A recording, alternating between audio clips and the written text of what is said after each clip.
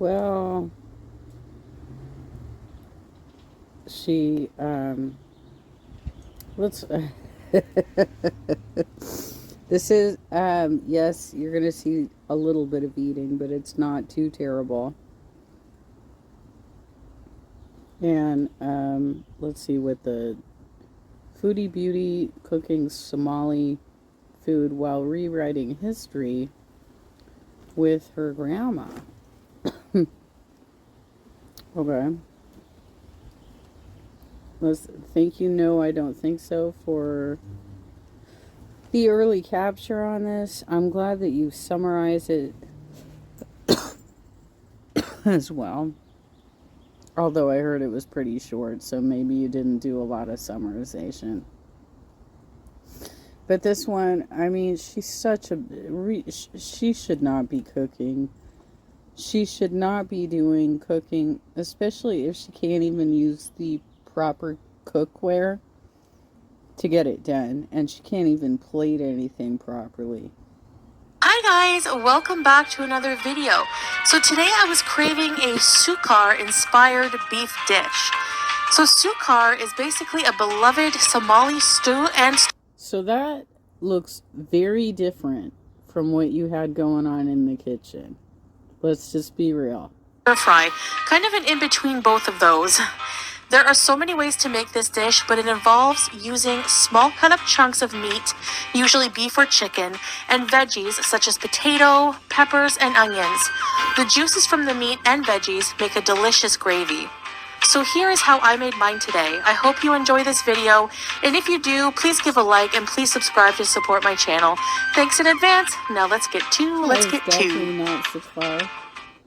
So I cut up some stewing beef into small chunks and I added some lemon and salt, and I'm going to let it marinate for 15 minutes or so just to make it more tender. Lemon and salt are a good meat tenderizer, and I'm just going to massage the beef a bit and let it sit for 15 minutes. Okay. So after frying the beef on high heat for a few minutes until brown, I added a mix. Do you see how she's doing this in a giant pot? Chantel, do you not own pans? Is that the problem here? Do you not have... I mean, this is your job, right? You're supposed to be, like, this connoisseur of food. You are supposed to be able to cook things for us, be able to introduce us to new and foreign dishes, and you are cooking absolutely everything in a giant stew pot. Do you not own pans? Do you not own smaller pots for like sauces and things like that?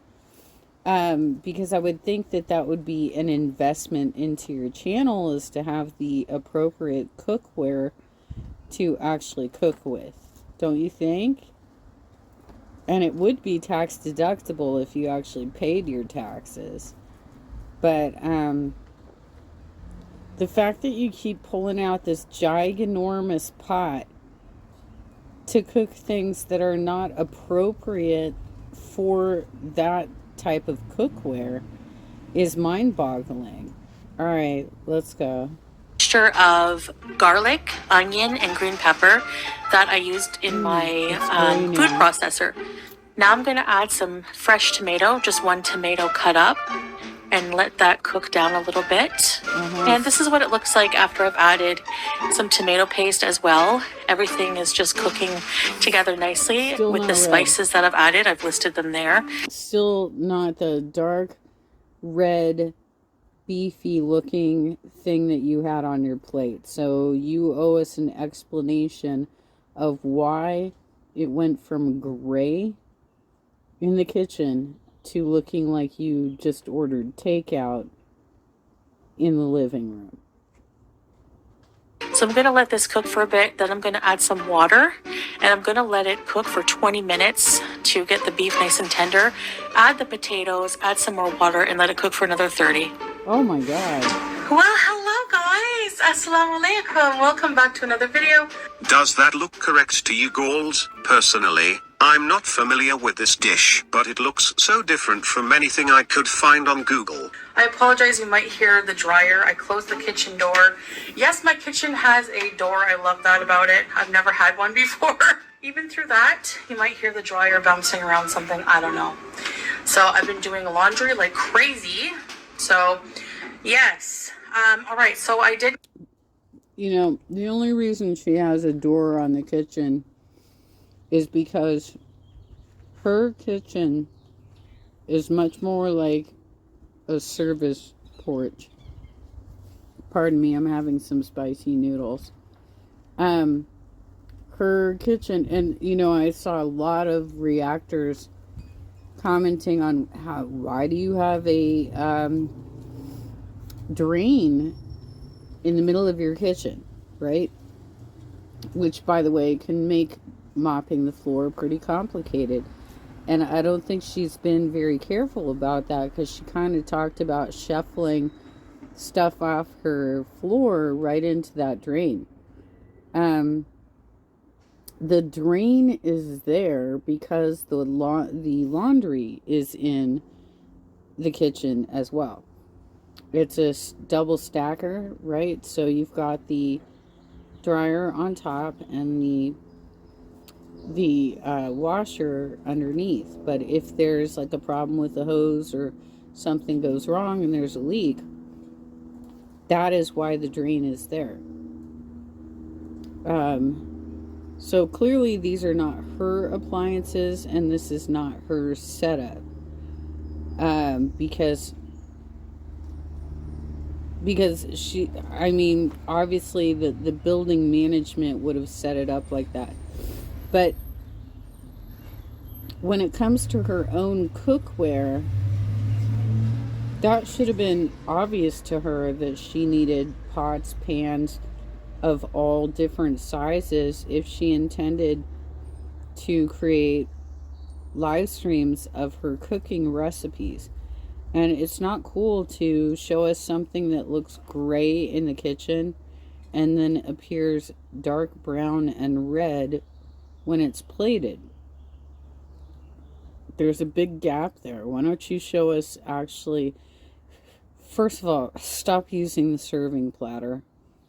But why don't you show us actually you pulling out a plate and scooping some of that out and placing it on your rice? How are you making your rice, by the way? And why are you using potatoes if you already got rice going on? You don't need... It's either one or the other. You don't need both, okay? And, but yeah, I mean, if you're gonna cook and you're gonna leave it this ambiguous, you're gonna have questions from the community, because it should not be one color in the kitchen and a completely different color on your mukbang table. Make for dinner tonight. Something I haven't had in a little while, but I've been craving it. So I've, along the way in my life, have collected different recipes from different cultures, from people I've had experiences with, or through self-teaching myself, like, you know, like when I lived in Ottawa. I thought you said this is something that Salah liked. Ontario, for example, in Canada, there was a Somali restaurant. It's closed now, unfortunately, but it was so good. They had on the menu, I always got something called sukar, and it's a Somali type of beef stew. You can have it with chicken as well and different meats, but I liked the beef one. Now, I haven't been able to exactly replicate how the Somali woman there, she was such a good cook. Oh my gosh, just, you know. And I would always compliment her, and, you know, but she, like, I could never replicate it. So this is my version.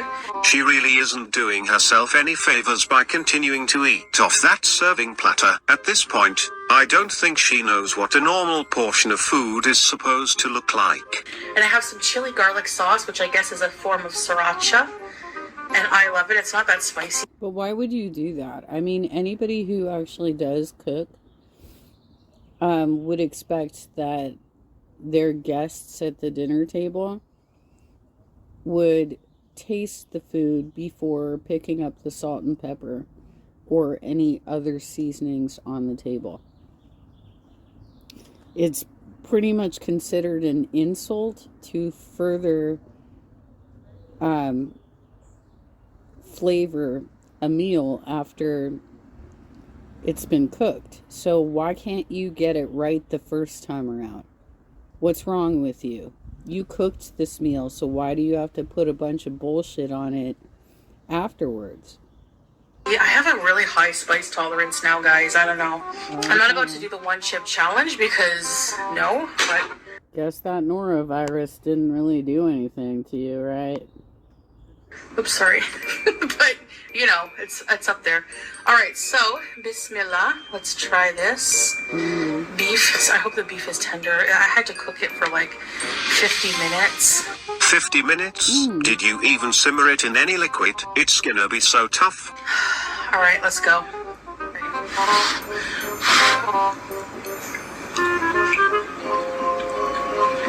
Beauty bite.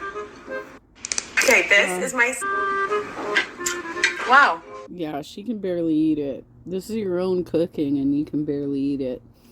You are grimacing at the plate. You're not giving us the big O's and rolling your eyes. You are grimacing at the plate. You know you're a bad cook. Follow an actual recipe, Chantel. It's so dry she could barely swallow it. It's not that bad. The beef is pretty tender. Yeah, right.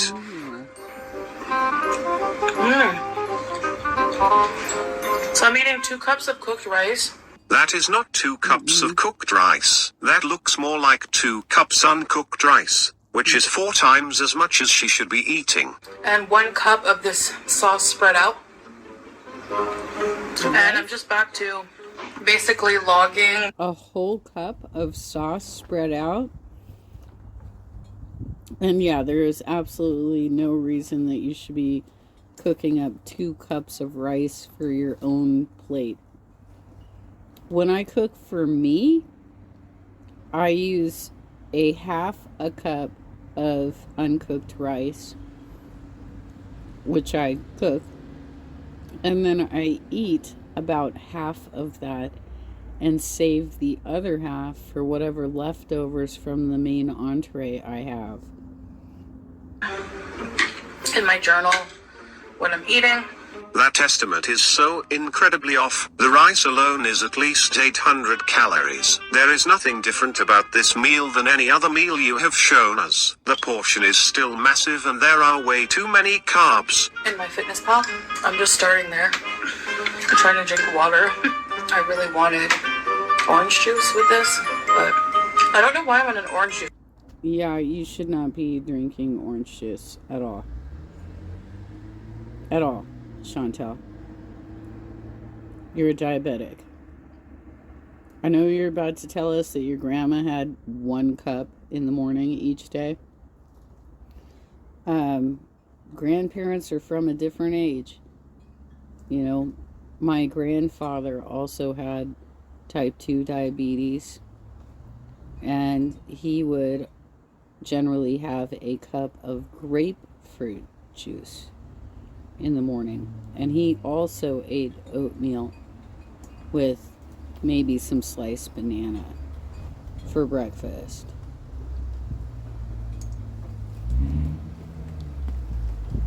I kind of feel like she's just listening to the other React channels, finding out what we're saying about our relatives or our personal experiences, and just, oh yeah, my grandma did that too, right?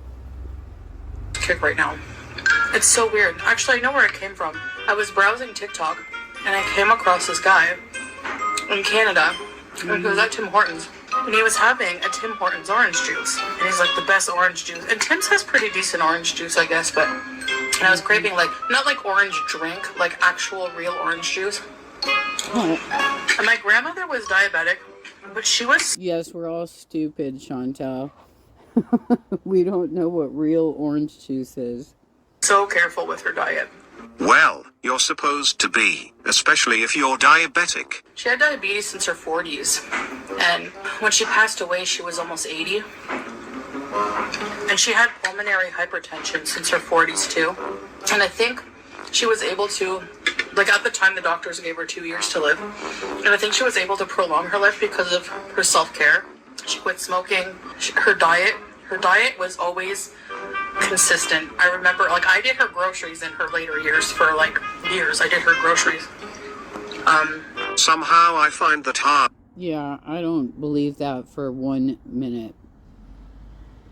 Chantel, you've always expected everybody else to do everything for you. And you're supposed to expect us to believe that you did the shopping for your grandmother as she was ailing. Nope. To believe you did her groceries for years towards the end but couldn't bother to be with her during her last days. Especially near the end, like my mom, we all took turns, but my mom like was working a lot more, and me, I would just have YouTube as a job. So hey, I have more time, you know. It's true, I'm flexible. I can make the time. Like, you know, my grandmother would come first, and so No, your crackhead in Gatineau came first. like I would do her groceries once or twice a week. Usually once she would meet Cane's Independent, and then maybe Farm Boy a few days later. Anyway, I digress. So she would always get like, you know, healthier things like oatmeal. She would have like, you know, all brand buds every morning, maybe some eggs, toast. But every day, every morning, she had just a glass of orange juice, like real. She liked the Simply Orange brand. And she was diabetic, but she was just had one small cup of orange juice. Not a bottle. That's not healthy, I know. I still have a full bottle in the fridge. So when I do get up for breakfast, I'm still on a weird, man, for me, fixing my sleep pattern, you guys know it's so horrible. Like, I feel healthier and like I can do more being a day person, but like my heart just wants to revert to that vampire nighttime. It's hard for you because you don't do anything. Get up early every day and perform some physical labor. You'll fix that sleep pattern real quick. It's hard for me to change, especially after. No. Put on a wetsuit, go down to the lobby pool, and do 10 laps. Then come back upstairs, take a shower. You know what? If you're afraid of standing up in the shower, why don't you get a medical chair, Chantel, that you can put in your shower so that you can sit on it while you're cleaning yourself and not be afraid of falling? You are getting to that condition. Most people say, I'm getting to that age, right? But you're getting to that condition at 40. You need a medical chair in your shower so that you are consistently bathing yourself, but you're doing it in such a way that you're not afraid that you're going to slip and fall. Travel where the time zones are so different. When I do have breakfast, that's I'll probably have that. So anyway, I've learned how to make some African dishes along the way. I've done some on my channel in the past, but this, I learned this from going to the restaurant and kind of like tasting out what ingredients they put and researching on recipes.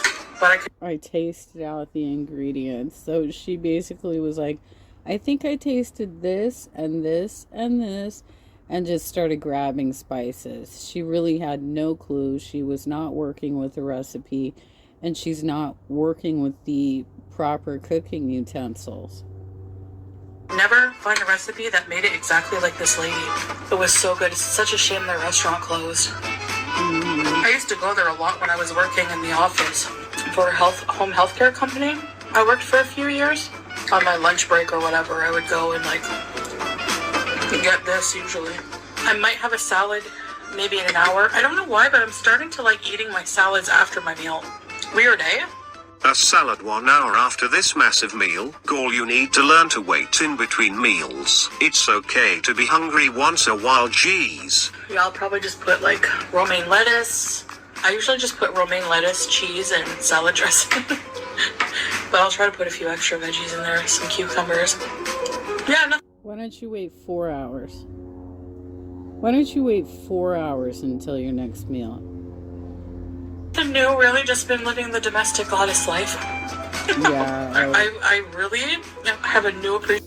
This is the domestic goddess life, is like working your way up to being bedbound. No thank you. And you think everybody's jealous of you? For fuck's sake, oh my god. Appreciation for my home since being back.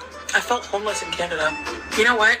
No matter how accommodating my family was, it doesn't feel like my home as an adult, you know? That's about it, I guess. Hopefully I can do a live stream soon, and I'll see you in the next video. Bye, guys! Hopefully you can actually, like, set a table with real plates and have an actual family dinner where Salah sits down with you and eats with you. Is he really that grossed out by watching you eat that he can't tolerate it? Alright, I'm gonna look for this recipe. Let's see. Okay, this is from Martha Stewart, you guys. Ma Halima's beef. Oh yes, I don't want pop-ups. Beef sukar. It doesn't look anything like what she had on her plate. Serves 4, you guys. Serves 4. This is Minnesota-based home cook Ma Halima's quick version of sukar, a meat and vegetable stir-fry that's popular in her home country of Somalia. Complex flavor is built with spices like cumin and turmeric, is that how you pronounce it? I thought it was always turmeric. I guess I'm wrong.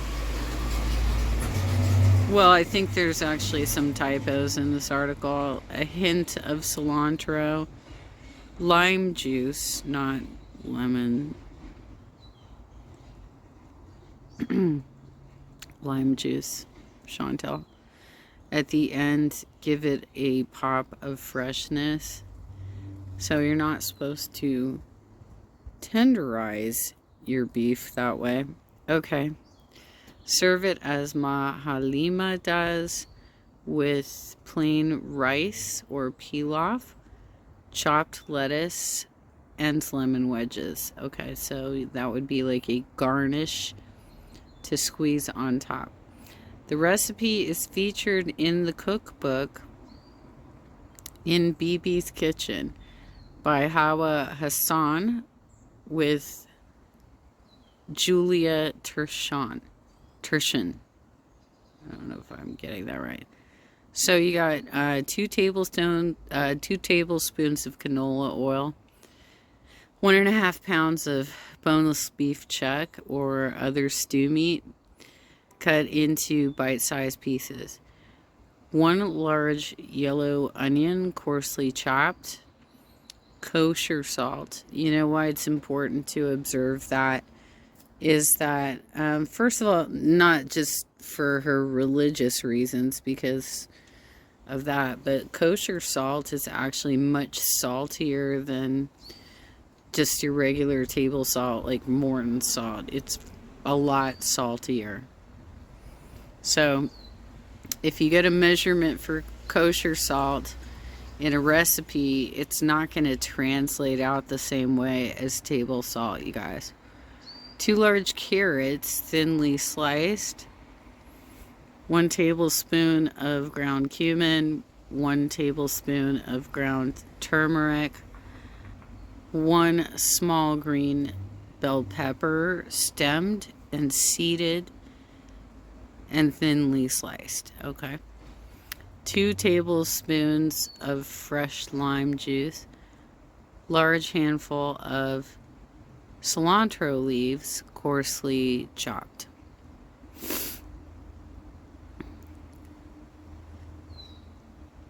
Okay, see what this says, Chantal. Step 1, warm oil, which is only 2 tablespoons of the canola oil. Warm the oil in a large skillet, preferably cast iron. or other heavy pot over a medium high heat.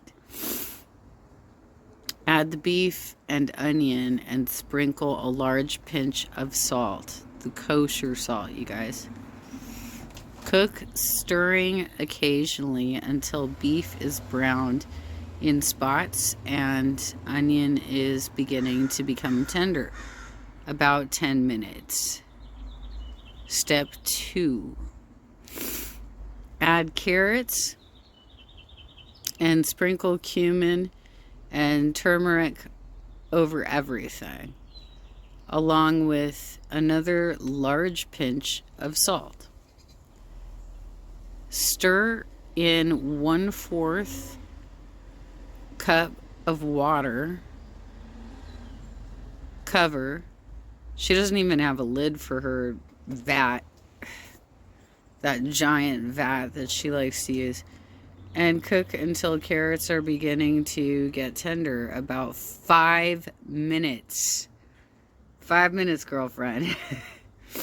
Stir in bell pepper, cover again, cook until carrots and pepper are just barely tender, about 5 minutes. Turn off the heat. Stir in lime juice and season to taste. Sprinkle with cilantro and serve immediately.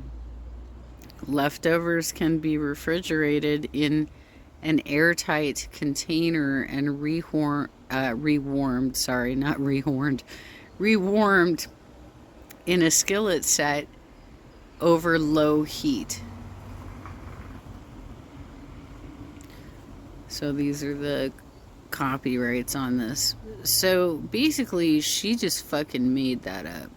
She made that recipe up. She was not using the appropriate cookware for it. And she way the hell overcooked it for what she was doing.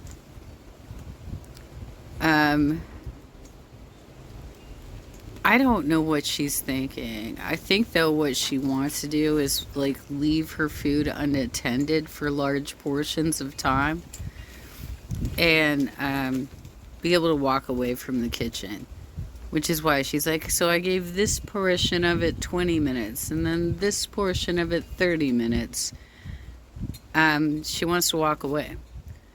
Well, if that's the kind of cooking you're looking for, then you should just get a crock pot and get some crock pot recipes, but don't just make them up out of your head, okay? Like, actually follow some recipes. 2 cents.